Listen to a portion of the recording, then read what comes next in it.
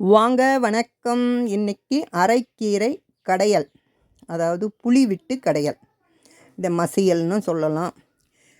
சில பேர் வந்து பருப்பு போட்டு அந்த கீரையை போட்டு தக்காளியெல்லாம் போட்டு அப்படியே கடைஞ்சிடுவோம் இல்லையா? அது மாதிரி இல்லாமல் வெறும் கீரை மட்டும் இன்றைக்கி பருப்பு சேர்க்காமல் புளி கடையல். இது எப்படி செய்யறதுன்னு பார்க்கலாம். அதுக்கு வந்து இந்த அரைக்கீரையை தண்டோடவே போட்டுக்கோங்க, கட் பண்ண தேவையில்லை. தண்டோடவே இருக்கட்டும். ஒரு அரை டம்ளர் தண்ணி விட்டு இந்த கீரையை சேர்த்துக்கோங்க. தண்டோடு நல்லா அப்படியே திருப்பி திருப்பி விட்டு வேக வச்சுடுங்க. ரொம்ப நேரம் வேக தேவையில்லை. கீரை வந்து ரொம்ப நேரம் வேகக்கூடாது. அதனால் கொஞ்சமாக தண்ணி விட்டுக்கோங்க. இப்போ நல்லா கீரை வெந்ததுக்கப்புறம் ஒரு நெல்லிக்காய் சைஸ் புளி அதை எடுத்து நல்லா கரைச்சிடுங்க. கரைச்சிட்டு இதில் விட்டுக்கோங்க. புளிப்பு கொஞ்சம் அதிகமாக வேணுன்றவங்க இன்னும் கொஞ்சம் கூட புளிப்பு சேர்த்துக்கோங்க. நல்லா கரைச்சிட்டு அந்த தண்ணியை இதில் சேர்த்துக்கோங்க. இந்த கீரைக்கு விட்ட தண்ணி நல்லா சுண்டி வந்துடணும். வந்துட்ட பிறகு இப்போ புளி தண்ணி விட்டுக்கிட்டு உப்பு தேவைக்கேற்ப சேர்த்துக்கோங்க. சேர்த்துட்டு நல்லா வேக வச்சுடுங்க. இப்போ அந்த புளி தண்ணியும் அதுலேயே இந்த கீரை வெந்து நல்லா அந்த தண்ணி சுண்டி வந்துடணும். இந்த மாதிரி புளிப்பும் சேர்த்துக்கோங்க, உப்பு தேவைக்கேற்ப சேர்த்துக்கோங்க. சேர்த்து இந்த புளி தண்ணி நல்லா சுண்டி வந்ததுக்கப்புறம் நல்லா ஆற விட்டுடுங்க. தேவைக்கேற்ப உப்பு சேர்த்துக்கோங்க. உப்பு சேர்த்து நல்லா கொதிக்க விட்டுடுங்க.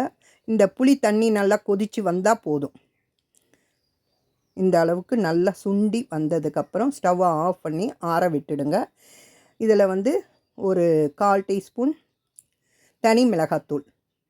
உங்களுக்கு வேணும்னா நீங்கள் இந்த கீரையை வேக வைக்கும்போதே ஒரு காஞ்ச மிளகாவை போட்டுக்கலாம், இல்லை பச்சை மிளகாவை போட்டுக்கலாம். அதுவும் நல்லாயிருக்கும்.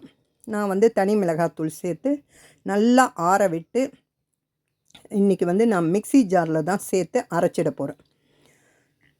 வேணுன்றவங்க நீங்கள் வந்து மத்து வச்சு கொஞ்சம் திப்பியாக வேணும்னுவாங்க. அந்த மாதிரி சாப்பிட்றவங்க கொஞ்சம் மத்து இல்லைனா அந்த மேஷர் வச்சு நல்லா கடைஞ்சிட்டால் கொஞ்சம் திப்பியாக இருக்கும். சில பேருக்கு அந்த மாதிரி செய்து சாப்பிட பிடிக்கும். அந்த மாதிரி கடைஞ்சி விட்டுக்கோங்க.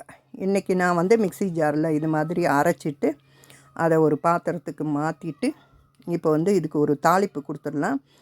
ஒரு ஸ்பூன் நல்லெண்ணெய் விட்டு காஞ்சதுக்கப்புறம் ஒரு 1/4 டீஸ்பூன் கடுகு, 1/4 டீஸ்பூன் உளுத்தம்பருப்பு, ஒரு காஞ்ச மிளகாய், ஒரு 1/4 டீஸ்பூன் பெருங்காயம் இதை சேர்த்துட்டு நல்லா பொரிஞ்சதுக்கப்புறம் இதில் சேர்த்து கலந்து விட்டுக்கோங்க.